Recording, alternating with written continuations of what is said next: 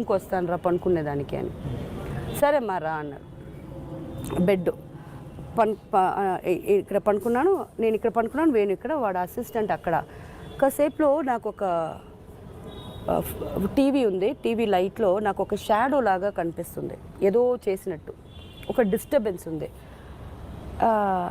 ఈయనన్నాడు, నేను ఒక మాట అడగనా, ఒకటి అడుగుతాను ఒప్పుకుంటావా అన్నాడు.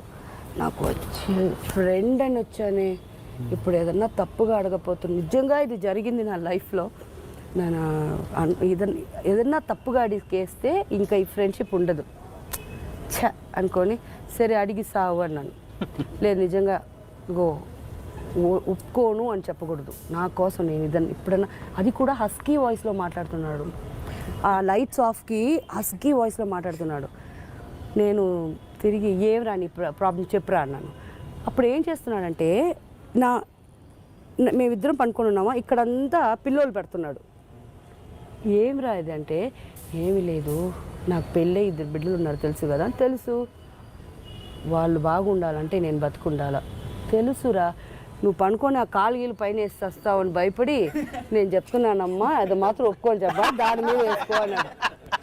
నిజంగా నేను నైట్ అంతా నవ్వి నెక్స్ట్ రోజు బ్రహ్మానందం, రఘు అందరికీ చెప్పేశాను.